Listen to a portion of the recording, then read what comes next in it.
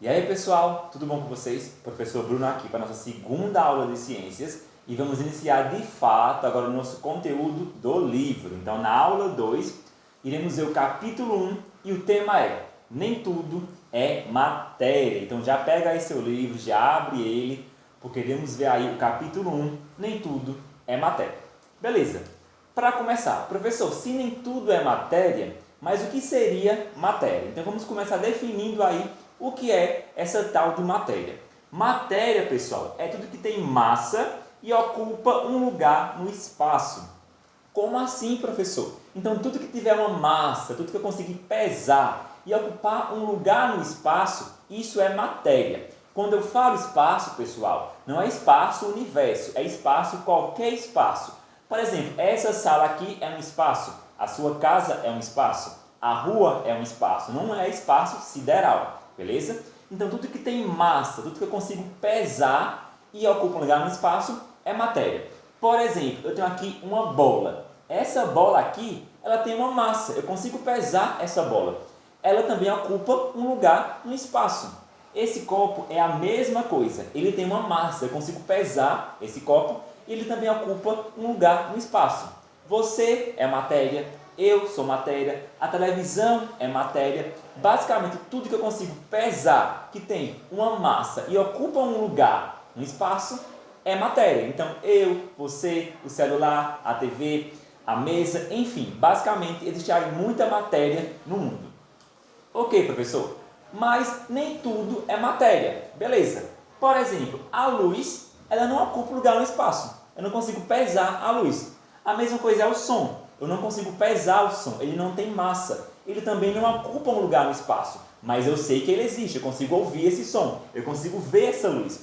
A sensação térmica, eu consigo sentir frio, consigo sentir calor, mas eu não consigo pesar o frio, pesar o calor, ele também não ocupa um lugar no espaço.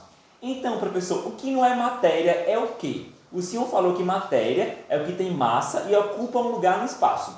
Mas a luz, o som e a sensação térmica nem tem massa, nem ocupa lugar no espaço. Então, isso é o quê, professor?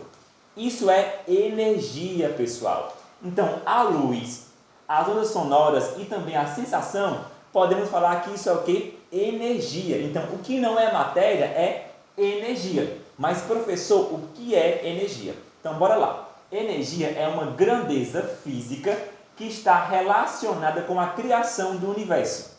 Assim como grande parte das grandezas físicas, não é fácil definir a nossa energia, pessoal. A matéria, eu consigo definir que matéria tem massa e ocupa um lugar no espaço. Mas a energia, pessoal, não é fácil definir energia. É um pouco mais complicado definir esse conceito de energia. Beleza? Mas eu consigo sentir a energia, pois ela está em todos os seres vivos. Nos fenômenos da natureza, nas estrelas, desde a luz do sol, passando pela energia elétrica e até a energia química dos alimentos. Eu não consigo ver a energia, mas eu consigo sentir a energia. É um conceito um pouco difícil, mas ela existe, eu consigo aí ver, ou consigo sentir, no caso, a energia. Ok, pessoal? Beleza. Vamos agora estudar um pouco sobre a energia em nosso cotidiano. Como é que funciona aí a energia no nosso dia a dia? Ao falarmos em energia, estamos também pensando em trabalho. Não apenas naquele sentido comum da palavra, do trabalhar ou fazer alguma coisa. Mas também, pessoal, um significado mais amplo que engloba tudo o que fazemos. Então, quando falamos em energia, estamos falando em trabalho, mas não trabalho de trabalhar ou de fazer alguma coisa, mas em tudo que fazemos aí vai empregar um pouco de trabalho. Então, por exemplo, nós temos aí na nossa casa a luz elétrica, ou seja, a energia elétrica. Para ver TV, eu tenho que utilizar aí a energia elétrica. Uma vela, eu tenho a energia térmica. Então, para acender uma vela, o fogo aqui, eu tenho a energia térmica. Já na maçã, por exemplo, para se alimentar, eu tenho a energia química. Eu tenho aqui 3 tipos de energia. Energia elétrica, energia térmica e energia química, que é a energia da alimentação. Lembra que eu falei? Nós não conseguimos ver a energia, mas ela está presente no nosso dia a dia. Ao ver TV, ao acender uma vela e até a se alimentar, pessoal. Ok, professor. Quer dizer que tudo gasta energia? Sim, pessoal, tudo que nós fazemos, nós utilizamos energia. O nosso mundo como um todo, ele funciona à base de energia. Para dormir, professor, gasta energia? Gasta energia. Quando você dorme, seu coração não para de bater. A sua mente não para de pensar, você sonha. Então, até para dormir, você gasta energia. E não é só os seres humanos que gastam energia, os animais também. Por exemplo, um beija-flor. Para ele bater as asas, ele tem que gastar o quê? Energia. Um beija-flor, ele consegue aí bater as asas 70 a 80 vezes por minuto. Então, para bater essas asas aqui, ele vai ter que gastar energia.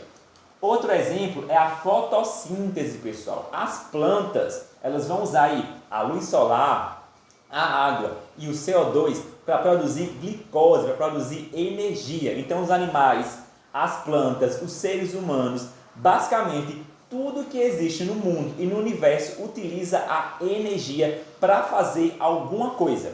Então, nós utilizamos energia para falar, para comer, para dormir, para andar. Os animais, a mesma coisa. E as plantas também, elas utilizam a energia para se alimentar através da fotossíntese. Então, a energia aí, ela está envolvida em tudo que nós conhecemos, desde animais, de plantas, seres humanos, a nossa casa, enfim. Tudo aí é energia. Pessoal, só que aí a gente vai ver aqui que existem dois tipos de grandezas que têm a ver com energia.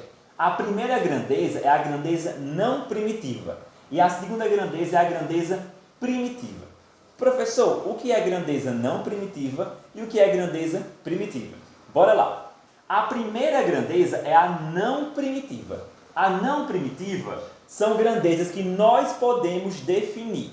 Então, grandezas não primitivas são grandezas que nós podemos definir. Como assim, professor? Por exemplo, eu posso definir um carro.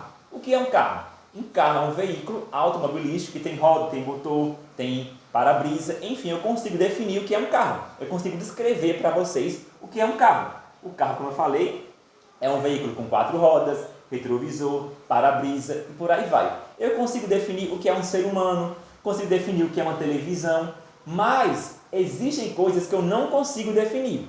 E isso são grandezas primitivas. As grandezas primitivas são grandezas que eu não consigo definir. Elas existem, a gente conhece, mas eu não consigo definir. Por exemplo, o tempo. A gente não consegue definir o que é o tempo. Eu sei que ele existe, eu consigo medir o tempo com o relógio, mas eu não consigo definir claramente o que é o tempo. Então vamos lá para fixar. Grandezas não primitivas, eu consigo definir o que elas são. Então, por exemplo, o carro, a televisão, eu, você, são coisas que nós conseguimos definir. Já grandezas primitivas, nós não conseguimos definir. Por exemplo, o tempo. Eu não consigo dizer um conceito claro para o tempo. E aí, pessoal, a energia, ela é um conceito primitivo. Lembra que eu falei que eu não consigo definir claramente o que é energia? Eu consigo definir o que é matéria. Então, vamos revisar. Matéria, ela tem massa e ocupa um lugar, um espaço. Eu, você, o carro, o celular, o notebook, enfim. Já a energia, eu não consigo definir claramente o que é energia. Eu sei que ela existe, eu consigo sentir a energia, mas eu não consigo definir o que é, de fato, essa energia. Eu sei também que nós usamos energia, os animais, as plantas, e que o universo é movido à base de energia, mas eu não consigo definir claramente ainda o que é essa energia. Nós sabemos que a energia, ela tem aí uma evolução na humanidade. Por exemplo, isso aqui é um moinho. Era utilizado lá na antiguidade aí para gerar energia. Hoje em dia eu uso esses cataventos para gerar energia eólica. Eu tenho também a energia solar. Eu tenho aqui dois tipos de energia. A energia do vento, com o moinho e com o catavento, e a energia solar, com essas placas aqui voltaicas. Eu sei que elas geram energia, mas eu não consigo ver a energia. Eu consigo saber que essas três coisas aqui, elas geram uma energia. Beleza? Então, pessoal, vimos aí o que é energia, o que é matéria. Então, para revisar, eu não consigo definir claramente o que é energia. Eu sei que ela existe, eu consigo sentir, Eu consigo utilizar energia para falar, para comer, para dormir, para andar. Os animais usam energia, as plantas também. Ok, professor, agora eu sei um pouco mais sobre o que é energia. Agora iremos ver aqui as propriedades da matéria. Então deixamos um pouquinho a energia de lado e vamos voltar agora para a matéria. Lembra que eu falei para vocês que matéria é tudo que tem massa e ocupa um lugar no espaço. Então, por exemplo, eu tenho uma massa e eu ocupo um lugar no espaço. O meu lugar é esse aqui, eu estou num lugar nessa sala. A TV ela tem massa e ela também ocupa um lugar no espaço. Ela está aqui ao meu lado, nesse lugar. Então isso é matéria. Só que, pessoal, a matéria ela possui aí propriedades básicas. Então aqui, ó, propriedades gerais da matéria. Toda matéria apresenta aí características básicas, ou seja, propriedades fundamentais. Tanto eu, quanto a TV, quanto a mesa, vamos possuir aí algumas propriedades básicas que existem em comum. E que propriedades são essas, pessoal? Então, bora lá. A primeira aqui é corpo. Toda matéria possui um corpo. Mas, professor, o que é um corpo? Um corpo consiste nos limites que dão forma à matéria. Então, aquilo que dá forma à matéria é o corpo. Então, por exemplo, esse aqui é o corpo da TV. Ele dá forma à TV e ele limita o que é a TV. Tudo que está fora disso não é mais TV. Esse aqui é o meu corpo. Ele me limita e ele me define. Tudo que está fora de mim não é mais meu corpo. Então, toda a matéria tem um corpo, ela tem um formato, ela tem uma coisa que define ela. Então, esse controle ele tem um corpo, que é um formato. A TV tem um corpo, o carro tem um corpo, você tem um corpo, eu tenho um corpo. Então, toda a matéria tem um corpo. Não esqueçam disso. Toda a matéria tem massa, pessoal. Toda a matéria, lembra que eu falei? Matéria tem massa e ocupa um lugar no espaço. Então, toda a matéria ela tem massa. Mas, professor, o que é massa? A massa se refere à porção de matéria, ou seja, a sua quantidade. Então, a massa é a porção da matéria ou a sua quantidade. Por exemplo, aqui eu tenho um livro. Esse é o corpo do livro. Aqui eu tenho vários livros, eu tenho uma quantidade. Então, toda matéria tem massa que se refere aí à quantidade da matéria. Aqui eu tenho um livro, aqui eu tenho vários livros. Então, a massa aí é a quantidade da matéria. Beleza, professor? O que mais que toda matéria tem em comum? Volume.